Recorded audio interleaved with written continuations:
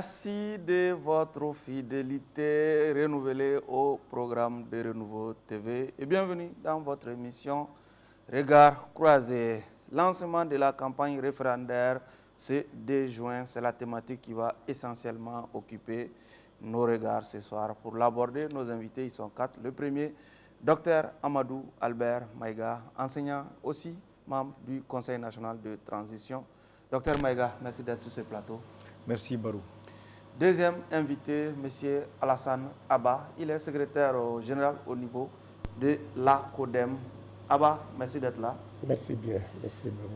Troisième invité, Dr Mohamed Kassoum Djiré, il est président des Sentinelles du Mali, aussi membre du M5 RFP. Dr Djiré, merci d'être sur ce plateau. Merci beaucoup.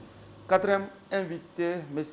Boubakari Diko, il est premier vice-président au niveau du parti Yelema, le changement. Diko, merci d'être là. Merci Barou.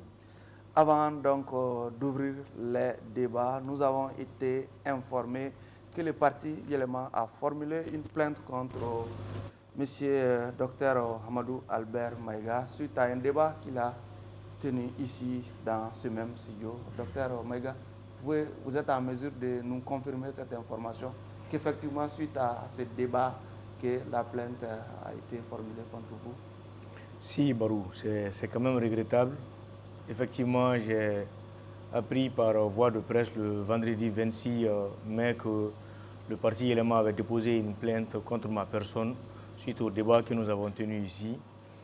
Et ce n'est que 5 jours après, le mercredi passé, que j'ai reçu la plainte à travers un huissier, Maître Kamité. Donc, malheureusement, moi je suis un parlementaire, je bénéficie de l'immunité parlementaire et le parti Yelema encore... Heureusement pour vous, certainement. Non, malheureusement pour eux, parce que cette plainte n'a pour autre objet, et bien entendu, que de me faire taire. Et donc la voix n'a pas été respectée, malheureusement. Et moi, je suis parlementaire, je bénéficie de l'immunité parlementaire. Et donc il y a des voies, il y a des canaux par lesquels il faut passer. Mais ce que je veux surtout dire, c'est que la parole est nuisible et ne pas parler est également nuisible. La parole est à la fois un acte et un signe de courage, mais surtout avec plein de risques.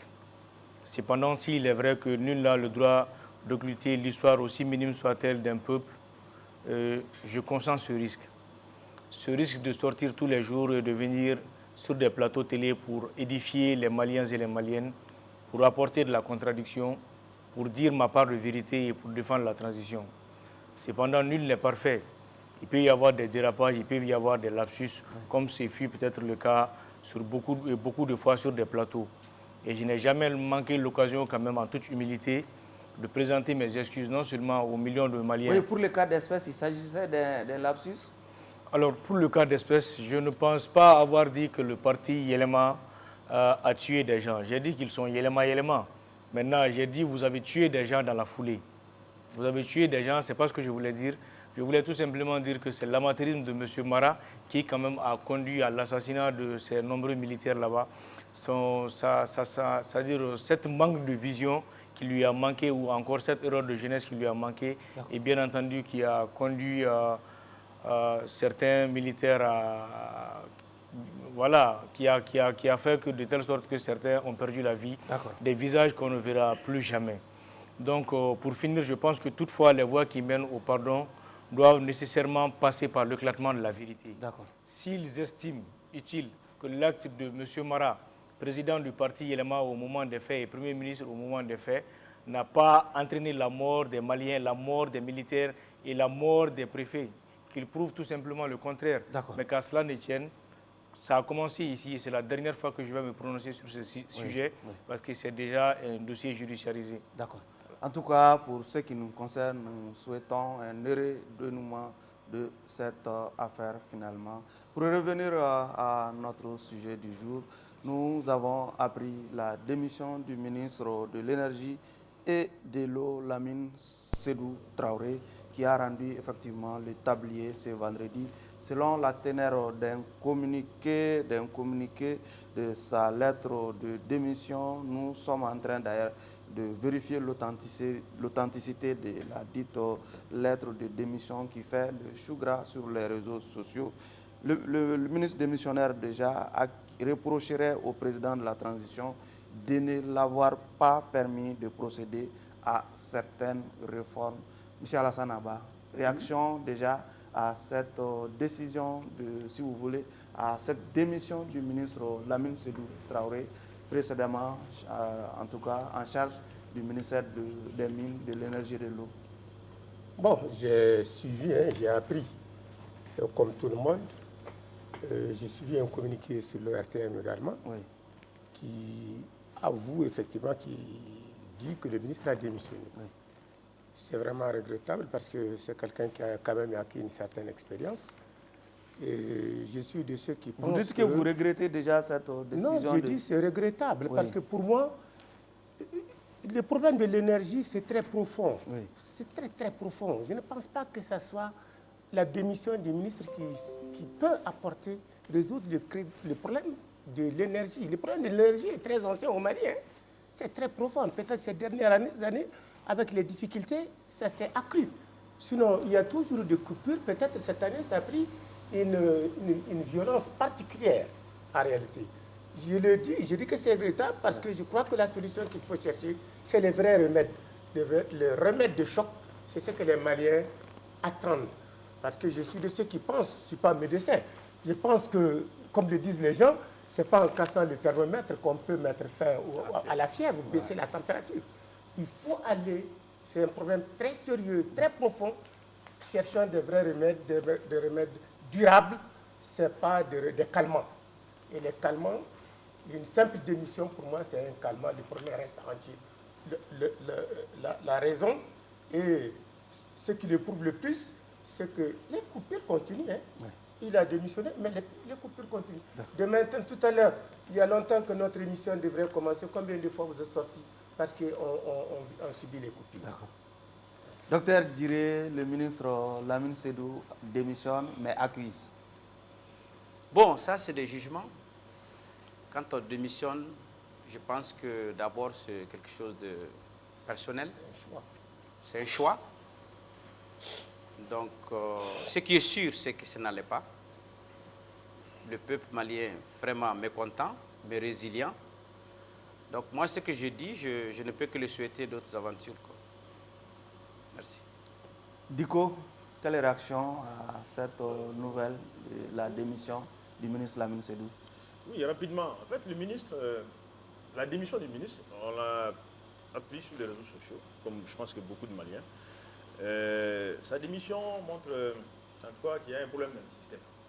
Surtout même la manière dont on a vu une super enchérie sur les réseaux sociaux. Ouais. Ça montre que le ministre démissionnaire, il y a un porte-à-faux avec le gouvernement. Maintenant, ce qui est important quand même, c'est le contenu.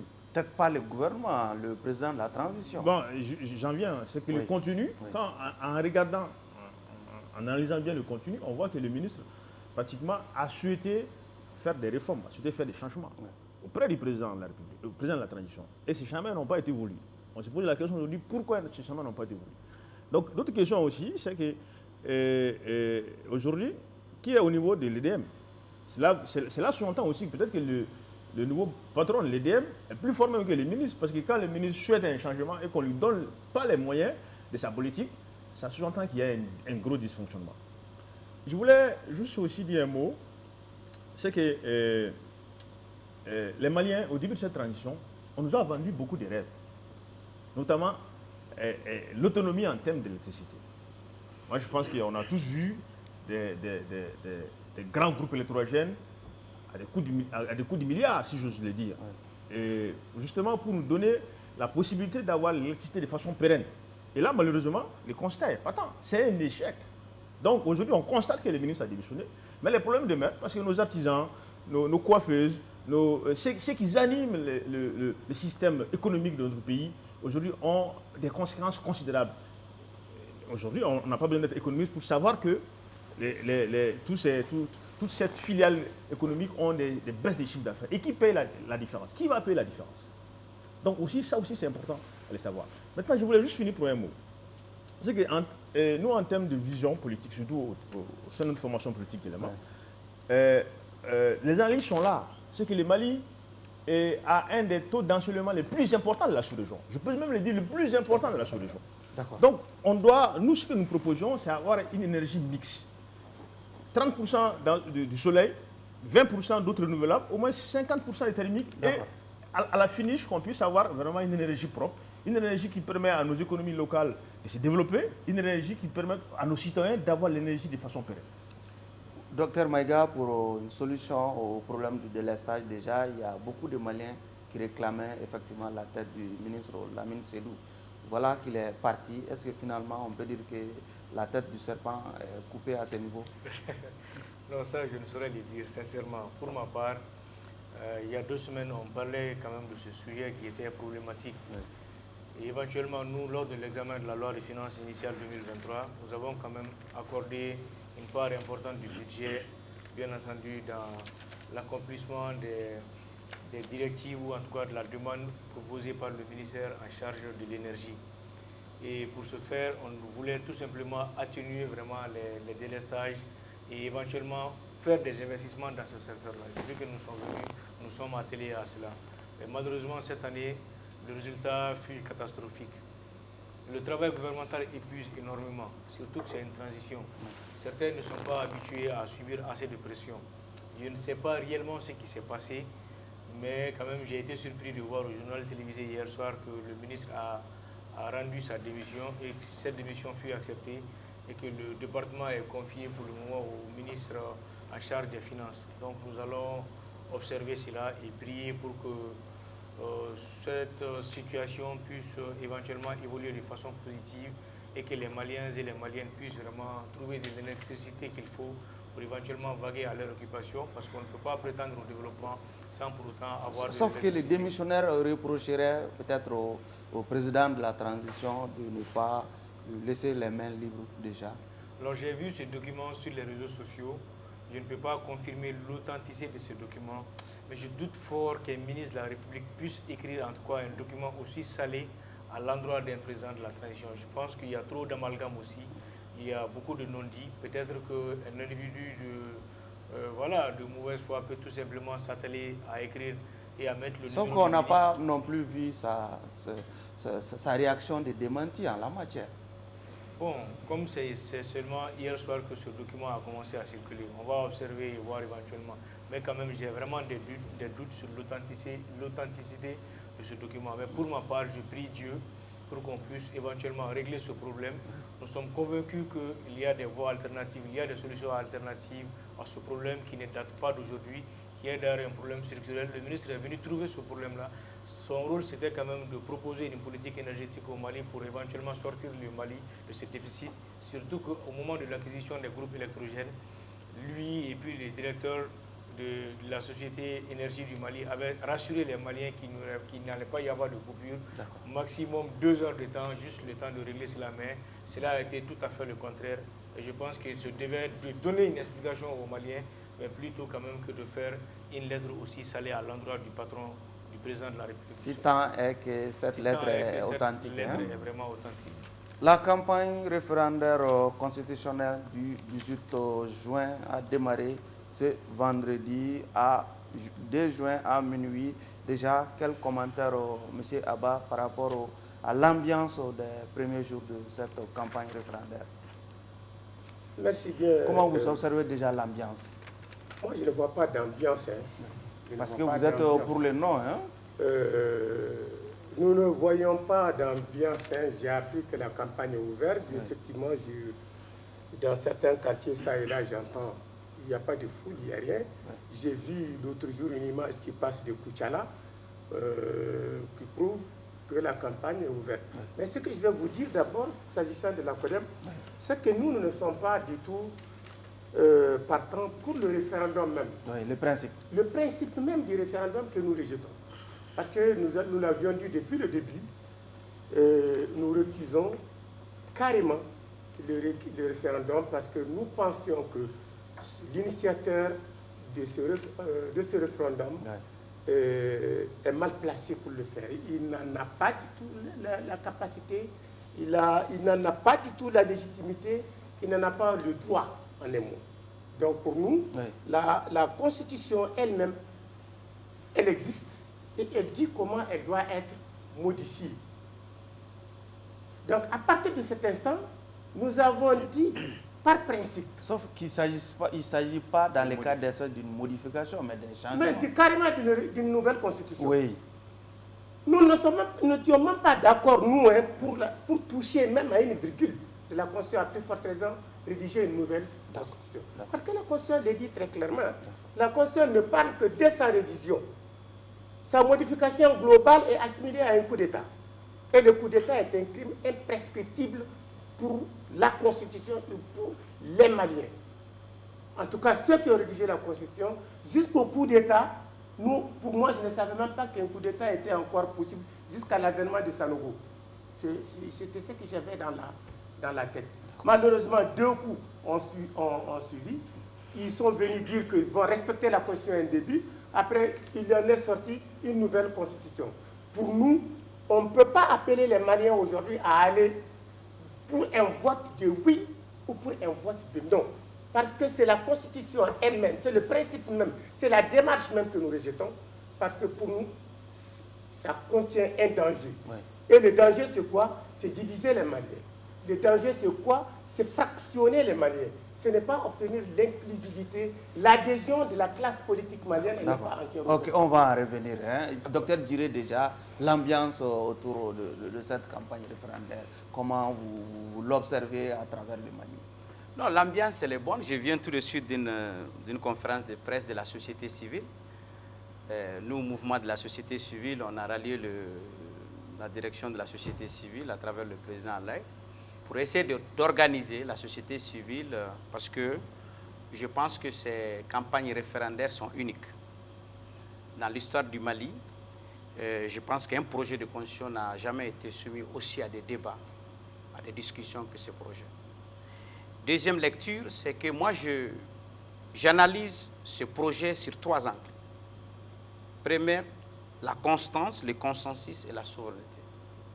À travers ce projet de constitution, nous répondons, c'est le résultat de la lutte héroïque du peuple malien.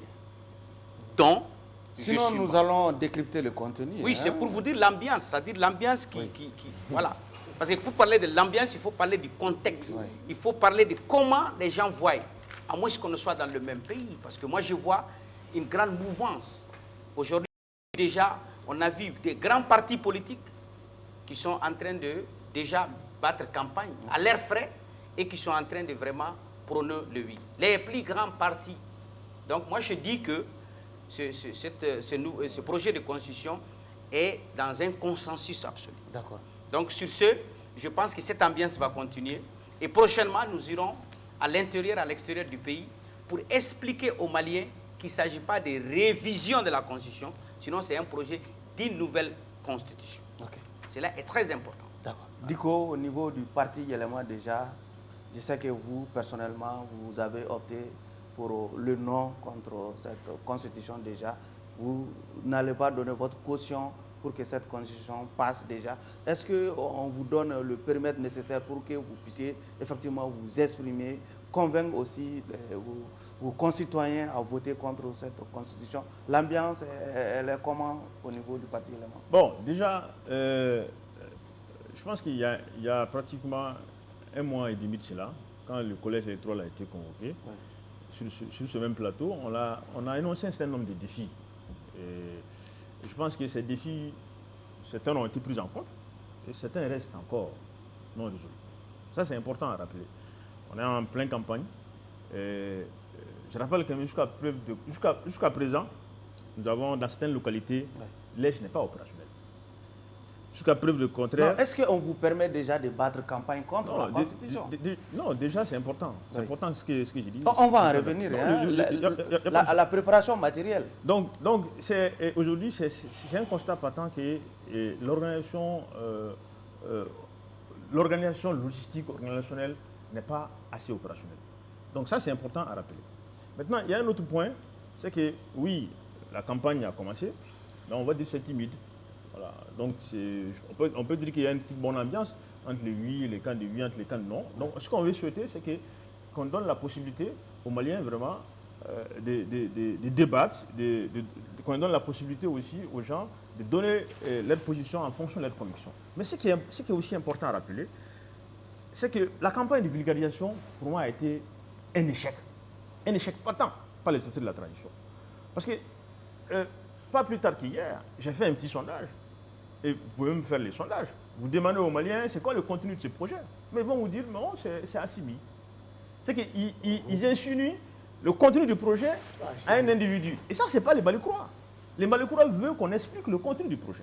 Et pendant la campagne de vulgarisation, beaucoup d'acteurs, les premiers acteurs, au lieu qu'ils fassent la campagne de vulgarisation, ont déjà violé les principes. Ils ont violé la loi. Ils ont commencé la campagne bien avant la campagne. Moi, j'ai eu l'occasion de croiser certains sur d'autres plateaux, qui étaient en boubou blanc, qui ont sur le plateau demandé à ce qu'on vote oui. Donc ça, on a déjà un déséquilibre. Quand vous dites qu'ils étaient en boubou blanc, est-ce que vous faites peut-être allusion à votre vis-à-vis, par exemple, pour dégraisser un peu? Bon, peut-être la personne va se reconnaître. Mais en tout cas, ce que je veux dire, c'est que la campagne de vulgarisation a été un échec. D'accord. Et aujourd'hui, ce que les Maliens doivent savoir, c'est qu'on vote pour un contenu. On vote pour quelque chose qui est la loi fondamentale qui va gouverner ce pays peut-être dans 20, 30, 40 ans. Donc c'est important qu'on explique, qu'on donne le positif et le négatif pour que les gens puissent, en leur âme et conscience, de choisir le oui et le non en fonction de ce qui a été donné, mais pas en fonction des individus, pas en fonction des Assimi, parce qu'on fait assimilation à Assimi, quand on vote oui, c'est Assimi. Quand on vote non, c'est qu'on vote contre Assimi. Et ça, c'est pas bon. D'accord. Maïga, ces reproches est fait régulièrement aussi aux autorités de la transition de commencer la campagne avant l'heure. Est-ce que vous entendez ces récriminations? Franchement, moi je l'ai fait. Moi je suis sorti en boubou blanc, bonnet blanc, comme aujourd'hui d'ailleurs, pour montrer que oui, moi je vote oui, et avec un stylo blanc. Et comme je viens de peut-être Diko est sorti aussi en costume sombre aussi pour non, Diko n'est dire pas... non, certainement. Il ne fait pas de la communication vestimentaire parce qu'il aurait porté une cravate rouge. Allez-y. Mais bon, comme c'est élément, on comprend. Alors moi ce que je vais dire, le oui, il n'y a pas de problème. Hein. Dire que quand les gens disent oui, on l'assimile au président Assimi parce que le président Assimi aujourd'hui est le visage du Mali Koura. Là où les autres ont échoué, il est en train de défier, il est en train de gagner ce pari là-bas avec le peuple malien. Maintenant, la campagne de vulgarisation, moi je n'ai pas vu d'échec. Vous savez, ce que les gens ne comprennent pas, c'est que bon nombre d'entre nous, c'est la première fois que nous voyons une élection référendaire. Oui, est-ce qu'en appelant à voter oui avant l'ouverture des campagnes déjà, est de nature à respecter la gouvernance? Bien sûr, voilà. bien sûr. Non, c'est la violation de la loi. En tant que législateur, vous ne devrez pas accepter cela. Je n'ai pas vu cette disposition dans la loi électorale qui dit qu'en appelant à voter oui, que cela est une violation de la loi. Avant la campagne, c'est une violation. Maintenant, les t-shirts, les rassemblements ou autres là, non, ça peut-être on peut le dire. Mais dans la vulgarisation, donner sa position, ma position c'est de voter oui. Ce n'est en aucune manière, ne peut être en aucune manière une violation de la loi. Mais qu'à cela ne tienne, moi dans le contexte actuel, il faut d'abord dire que cette constitution répond d'abord à une aspiration, à une demande du peuple malien lors des assises nationales de la refondation. Premier aspect. Et deuxième aspect, cela a été légalisé et pérennisé du point de vue du droit dans la loi de finances initiale 2023 avec une inscription budgétaire dans cette loi pour dire que les élections référendaires vont être organisées pour tel montant. Donc déjà, à partir de là, c'est une loi de la République. Du moment où les uns et les autres n'ont pas récusé cette loi, je pense que ce n'est pas aujourd'hui qu'il faut venir dire le contraire ou pour dire que non, on viole la loi ou celui qui est là n'est pas légitime à changer la Constitution. Cela dit, est-ce que vous sentez de la grande mobilisation, du grand engouement autour de cette campagne? Mais bien sûr, au fait c'est une première. Ça ne peut pas être comme les campagnes classiques où vous allez voir les partis politiques, leurs militants sortir, les gens vont les dire non. C'est un événement national. Il y a éventuellement, les campagnes ont démarré il y a moins de 48 heures. Le parti Adema PAJ, à la salle de 1000 places du CICB, a refusé du monde aujourd'hui. D'autres partis, d'autres actions vont suivre et ainsi de suite. Maintenant, c'est une action qui va commencer. Les gens n'ont pas cette culture vraiment des élections référendaires. Il va falloir coacher les gens. Moi, pour ma part, c'est une première fois. Comme beaucoup d'acteurs aujourd'hui, c'est vraiment la constitution qui est là, elle date de quoi? De plus de 30 ans. de ce que j'aurais appris auprès des anciens, c'est que même la constitution de 92 n'a pas connu autant de vulgarisation ou autant d'engouement parce que les débats se faisaient beaucoup plus sur les plateaux télé et il y avait quand même un mouvement d'ensemble parce que c'était l'avènement de la démocratie. Il y avait peu de plateaux télé on a fait, si, les plateaux télé. Il y avait peu de plateaux télé à l'époque. Il n'y avait pas la chaîne nationale. J'ai dit peu de plateaux télé. Il y avait peu de plateaux télé, exactement, oui, parce que la technologie n'avait pas connu cette expansion comme on le voit aujourd'hui. Donc aujourd'hui, c'est pour dire qu'il y a un engouement, il y a une forte, bien entendu, il y a un débat qui est là sur tous les plateaux. En 92, tel n'était pas le cas. Ça, c'est un premier aspect. Et un second aspect aussi, c'est que les Maliens, majoritairement déjà, quand on regarde même sur les réseaux sociaux, les gens sont déjà dans la dynamique d'aller vers le oui.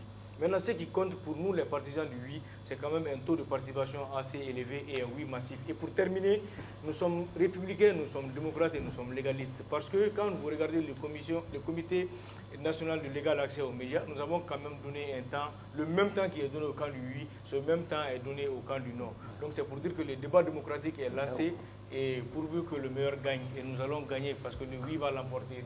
Monsieur Alassane Abba, concrètement, pourquoi les Maliens doivent voter contre ce projet de constitution? Vous savez, c'est un projet qui aurait dû ne même pas être initié. Oui, c'est la dit. Nonobstant cette posture. Non, j'arrive. Oui. J'arrive. Vous savez, les gens très souvent disent aux Maliens que c'est les Maliens qui ont demandé dans les ANR de remodifier la Constitution. Je défie de me montrer la partie dans les ANR, dans les résolutions, où les Maliens ont dit de procéder à la rédaction d'une nouvelle Constitution. Non, les gens sont partis. Ils ont fait des débats. Nulle part, il n'est dit qu'il faut écrire une nouvelle Constitution. Avant les ANR, il y avait les dénis. Je t'explique d'abord que nous, on n'a pas participé aux ANR. Oui. Voilà. Parce que pour nous, les ANR... non, vous avez donné le temps de lire les conclusions. Non, j'arrive. On n'a pas participé parce que les ANR ne visaient même pas à la rédaction. Si on a mis là-dedans la Constitution, c'est pour gagner du temps. C'est pour qu'une équipe qui est là, qui est arrivée au pouvoir, prenne tout le temps qu'il leur faut pour se préparer, probablement, pour faire tout ce qu'ils sont en train de faire aujourd'hui. Ce n'était pas la priorité de la transition. C'est la raison pour laquelle on a dit que nous acceptons d'assister aux ANR à une seule condition, à condition qu'on note carrément dans les débats le délai de la transition parce que c'est tranché depuis très longtemps. Ils ont dit non. Malheureusement, tout a tourné autour de la prolongation du mandat de la transition. Et on a sorti dedans, de fil à aiguille, la rédaction d'une nouvelle constitution. Si vous voyez qu'en 92, il n'y a pas eu de débat autour de la Constitution, parce que la Constitution, il n'y a même pas lieu de faire, il n'y avait pas de nouvelle Constitution. Il n'y avait même pas de nouvelle, il y a eu un coup d'État, la Constitution est suspendue. Aujourd'hui, on veut faire une Constitution sur une Constitution qui interdit de la toucher. Mais surtout ceux qui sont légalistes, qui lisent, qui interprètent, disent que vous n'avez pas le droit. Voilà d'où sont partis maintenant les débats. Maintenant, ils sont au pouvoir. Oui. Traditionnellement, quand tu es au pouvoir au Mali, tu as le soutien d'office, les yeux bandés de l'administration. Tu as le soutien des chefferies traditionnelles, parce que les chefferies sont des subordonnés de l'administration. C'est comme ça au Mali. Tu as le soutien des opérateurs économiques qui ont les intérêts qui sont en jeu. Tu as le soutien de tous les partis politiques qui savent qu'ils traînent des casseroles derrière eux et qu'ils risquent de se faire prisonniers. Ça, ce n'est pas un soutien sur lequel il faut compter pour bomber le torse et dire qu'elle va passer. Nous, on ne doute pas. C'est la raison pour laquelle on refuse d'appeler ni au oui, ni au non. Nous continuons à dire et à mener le combat que la constitution actuelle aurait dû être retirée pour ne pas diviser les Maliens. Parce que ceux qui disent non, et qui sont nombreux, qui ne peuvent pas aller peut-être sur le terrain, au risque de se faire canarder par les mêmes individus, les partisans du oui, ils sont très nombreux. On ne peut que parler ici. Ils le savent, ils savent que le terrain, si ce n'est pas eux qui ont l'armée avec eux, qui peut les protéger quand ils font leur sortie, si ce n'est pas eux qui ont l'administration qui peut être à leur service aujourd'hui, quelqu'un d'autre ne passe pas à regarder aujourd'hui aller à l'intérieur pour battre une campagne pour le non. Donc cette différence-là, crier, il ne faut pas que ça vous fasse dire que les Maliens sont d'accord. Donc on n'a même pas besoin de lire le contenu. On a vu 92, oui. On a vu aujourd'hui, on a vu ATT au pouvoir, la même foule était derrière lui, Ibeka Sénéki hier qui est tombé, les mêmes individus qui disent qu'ils soutiennent la transition aujourd'hui étaient avec Ibeka. Soyons sérieux. Où est le poids, le sérieux de ce soutien de ces gens qui hier seulement s'accrochaient autour de... Quand Ces gens-là, ils ont un nom? Ils sont nombreux, ils se connaissent. Et ils le connaissent, nous on le connaît. Et c'est eux qui ont fait le combat du M5. Le M5, je vais vous dire quelque chose. Hein. Nous, là où nous sommes, retenez que le combat que vous êtes en train de faire, ça a été notre combat depuis 15 ans. Depuis 15 ans, quand on a créé la CODEM, on a dit de faire la politique autrement et de changer totalement la classe politique malienne. Parce qu'elle est pourrie. Alassane Abba. Non, c'est simplement pour vous dire que ce combat, on l'a mené. Oui. Alassane Abba. Et ce n'est pas parce qu'ils sont venus aujourd'hui qu'on soutient, qu'ils sont propres ou qu'ils sont honnêtes. Hein. Alassane Abba. Il faut bien regarder. On va aussi faire J'ai peur que vous ne soyez induits en erreur et que vous ne parvenez pas à faire le combat de changement. Nous sommes d'accord avec vous pour le changement. Ce qui est bien compris. On va faire tourner la parole. Non, ça ne vient pas comme ça. Docteur Djiré, justement, on sent que vous êtes personnellement interpellé par Alassane Abba. Quand il parle, il vous fixe déjà. Est-ce que vous entendez déjà ces cris-là? Est-ce qu'on laisse aussi du périmètre à ceux qui pensent qu'on ne doit pas aller à cette nouvelle constitution de s'exprimer? Non, c'est normal. Ils auront la sécurité nécessaire de battre campagne. Non, tu as même vu le discours actuel du Premier ministre l'autre jour, lors de la clôture de la campagne de divulgation. Le Premier ministre a été clair. Il a demandé à tous les Maliens de mener ce référendum, ce combat, dans le plus grand respect. Et que tous les Maliens ont le droit de voter. Ceux qui veulent voter non, c'est d'aller au non. Ceux qui veulent voter si... Sinon, il a parlé de battre campagne dans la sécurité. Oui, j'arrive. Oui. Voilà. Aujourd'hui, l'armée malienne a déjà une mission qu'on appelle Tilekoura, je ne sais pas. Il y a une mission. Tilekoura. Opération Tilekoura, que ça fait 2 mois, cette mission est déjà en action. Et d'ailleurs, pour une première fois, tous les matériels électoraux a été transporté par nos forces de sécurité. Sur toute l'étendue du territoire, de Kidal à Kaï, Taoudeni, Menaka et toutes les régions incluses. Première lecture. Deuxième lecture, comme il l'a dit sur la campagne de divulgation. Hier à la télé, on a vu sur les choses de Legal Media. Ils ont dit, ceux qui veulent dire non, d'aller à telle heure. Moi, je suis programmé demain.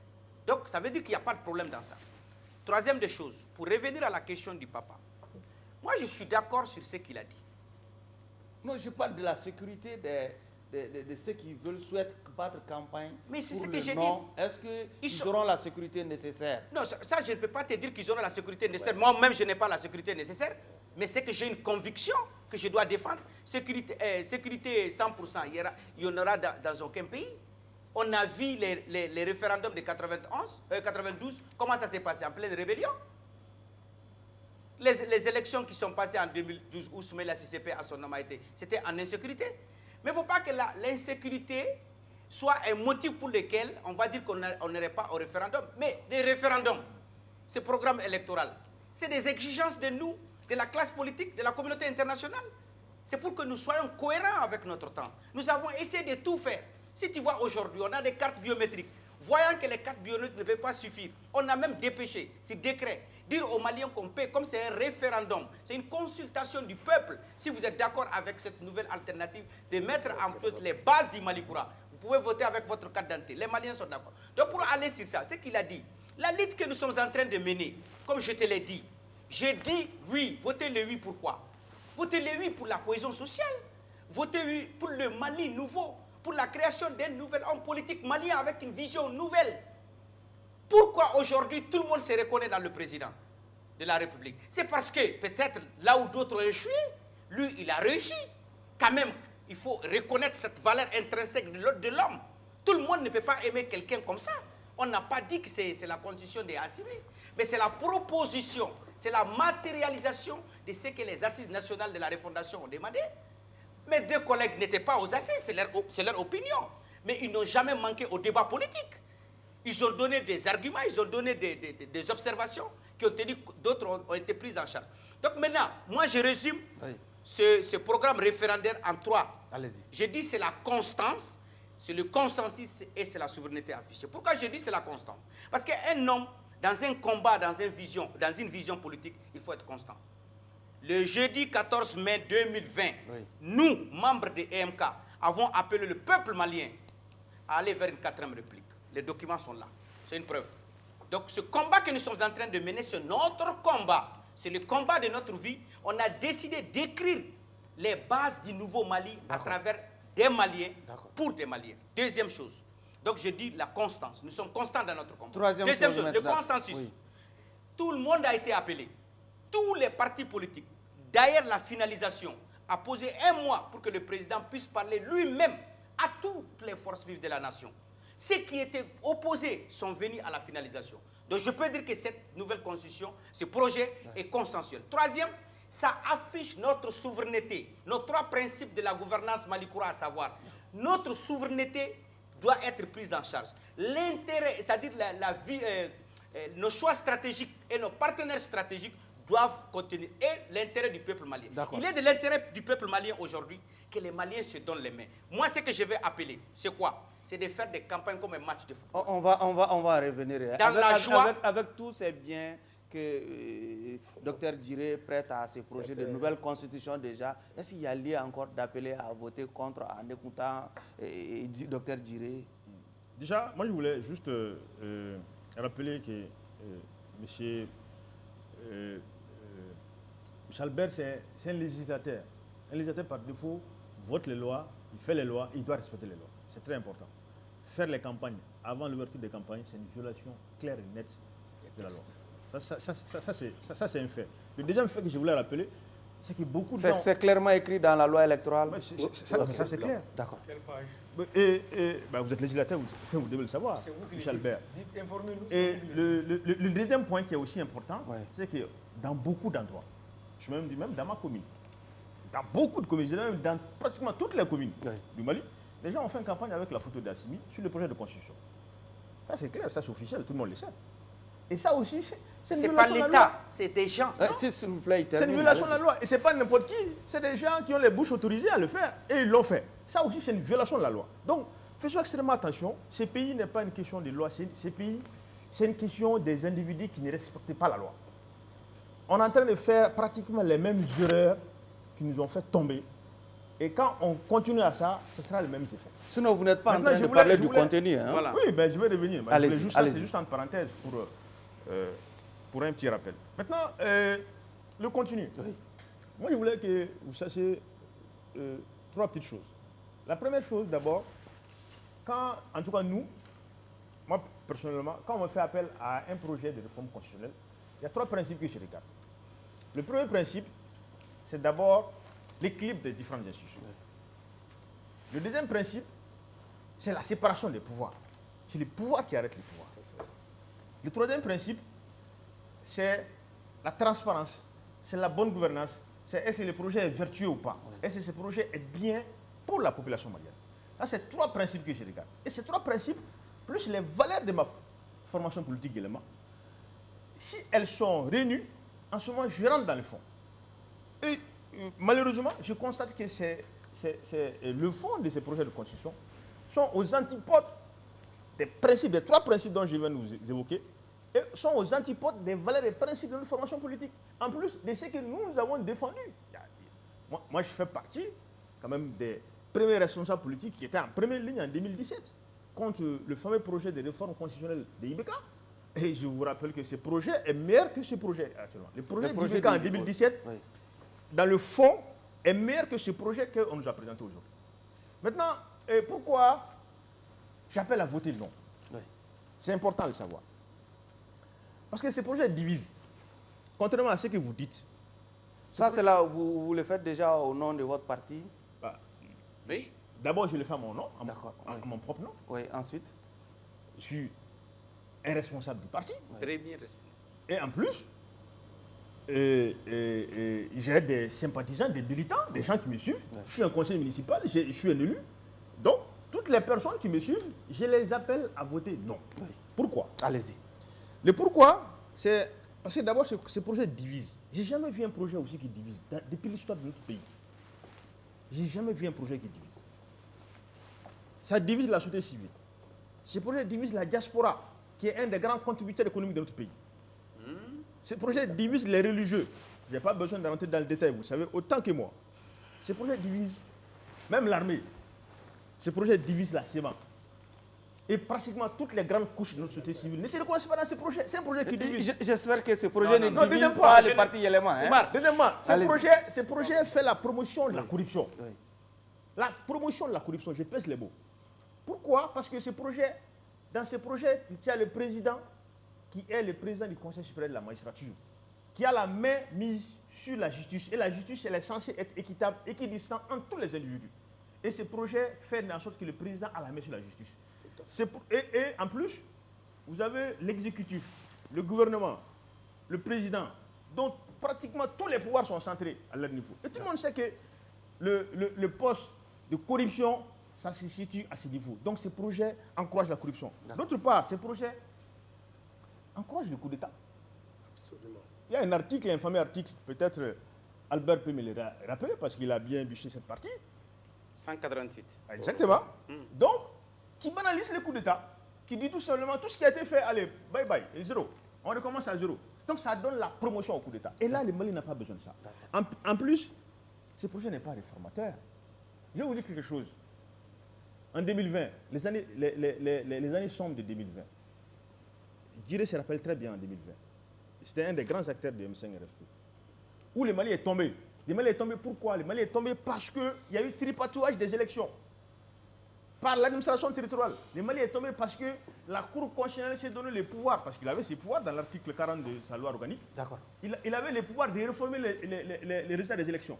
Et donc, c'est en partie parce que les élections ont été truquées que nous sommes actuellement dans la transition. Et aujourd'hui, je vous dis, malheureusement, ils ont pris...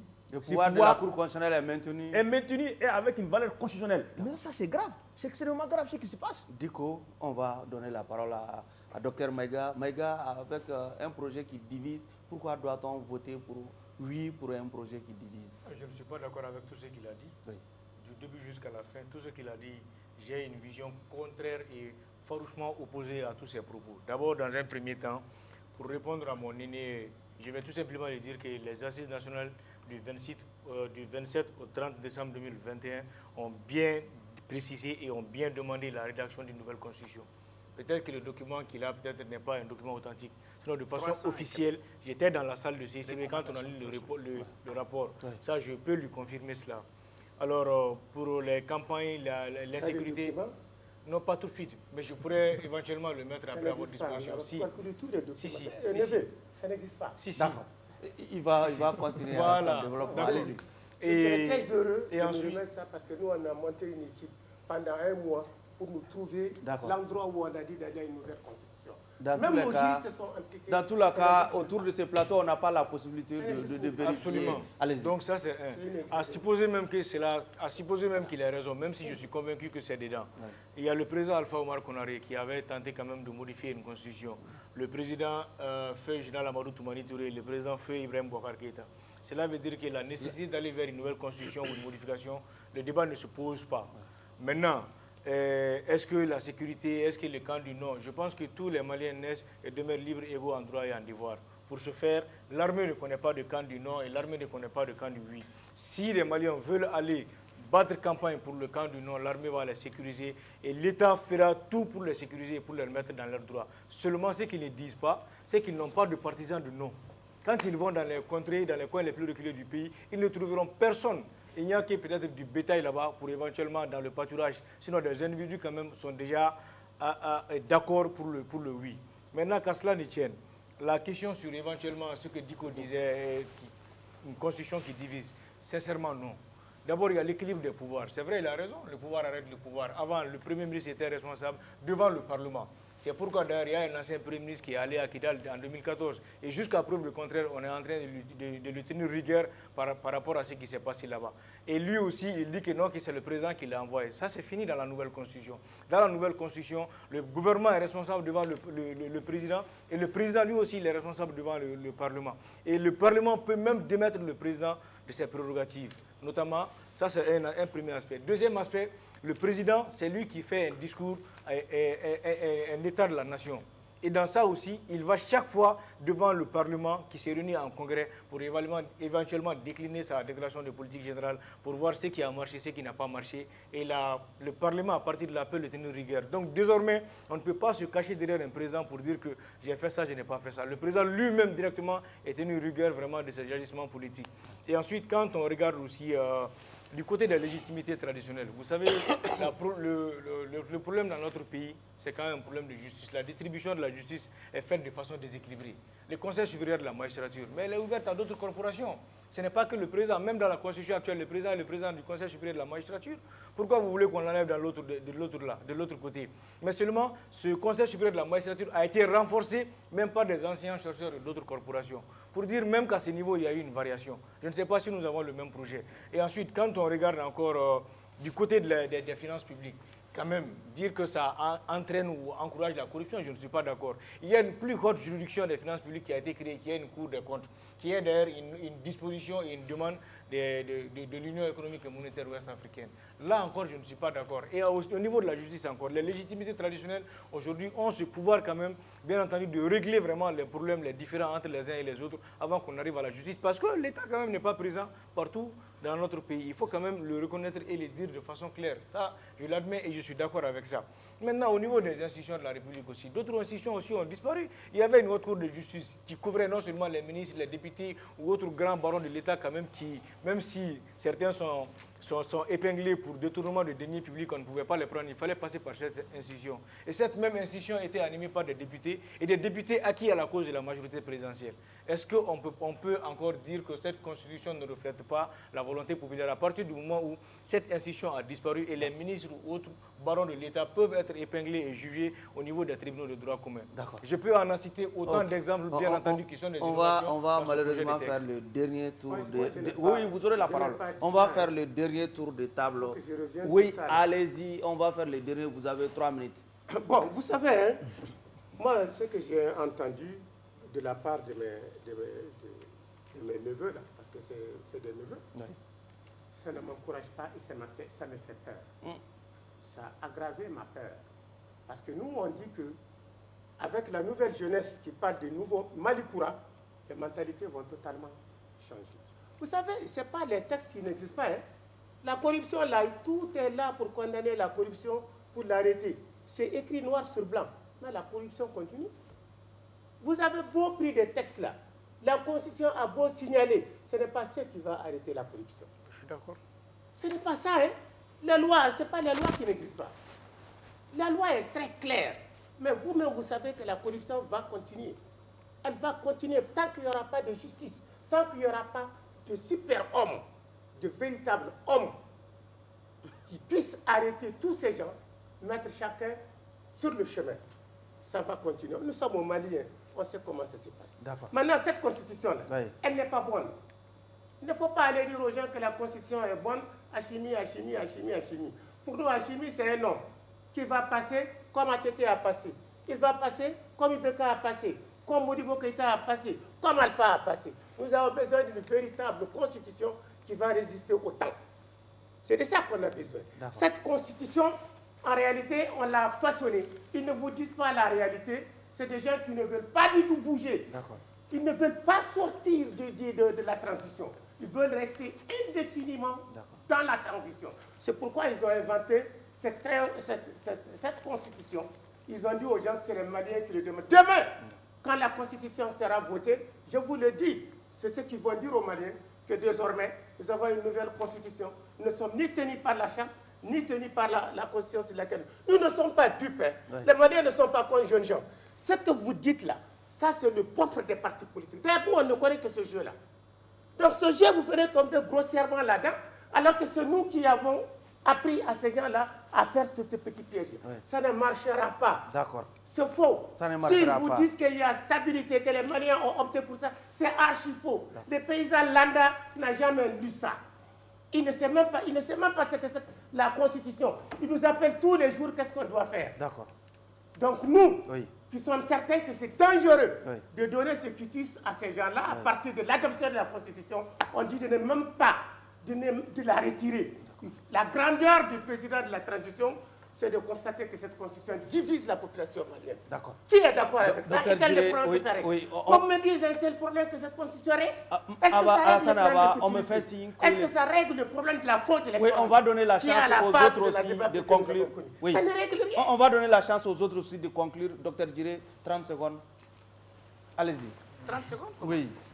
3 minutes. Allez-y. J'ai dit... 3 minutes, 30 secondes. J'ai dit, comme il l'a dit, il faut un super homme.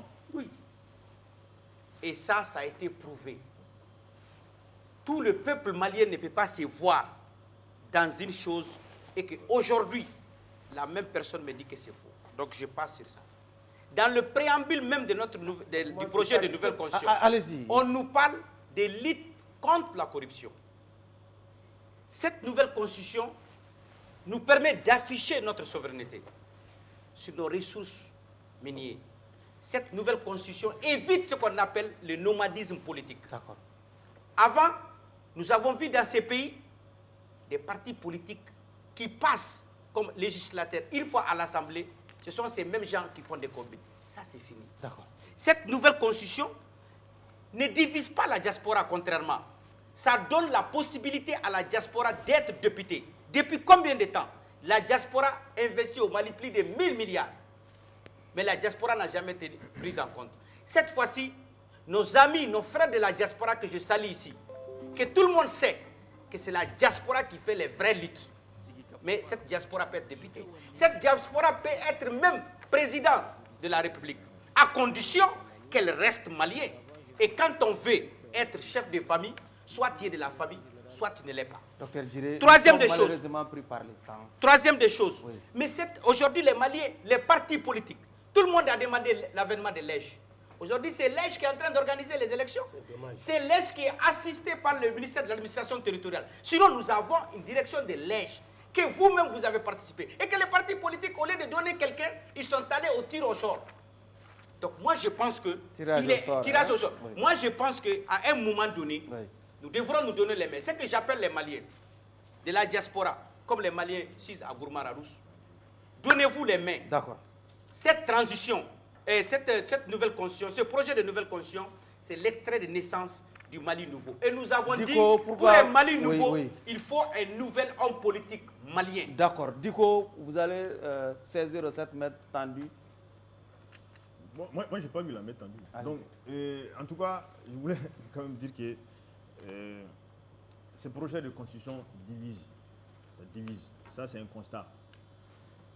Maintenant, ce qui est important, c'est les équilibres entre les différentes institutions. J'ai comme l'impression que M. Albert n'a pas bien lu le projet de constitution. Parce que moi, je ne peux pas comprendre que dans un projet de constitution où c'est pratiquement tous les pouvoirs sont concentrés au niveau du président. Pratiquement, c'est le président, si je peux le dire, c'est le président qui nomme pratiquement le président de la Cour constitutionnelle, parce qu'il lui donne 2. En étant président de la Conseil supérieur de la magistrature, il donne aussi 2. En termes de dynamique présidentielle, son ami de l'Assemblée donne 1, son ami du Sénat donne 1. Lui, au sein du Sénat même, il donne 25% du quota. Mais le président se rajoute. Je ne peux pas comprendre qu'attendre pendant plus de 30 ans pour nous proposer un projet de constitution où le président est pratiquement un petit dieu, un roi. C'est inadmissible. D'accord. Donc, pour moi, c'est projet... Facilitez-moi de mettre... Finir. Non, je vais finir. Les autres ont eu 3 minutes. Allez-y, pas 3 minutes quand même. Pas 3 minutes, allez-y. Donc, oui, mais au moins 1 minute. Ce projet de constitution n'est pas équilibré. Les institutions sont déséquilibrées. Je suis désolé de vous dire, M. Albert, les institutions sont déséquilibrées. Je suis désolé de vous dire qu'étant membre du CNT, quand ce projet passe,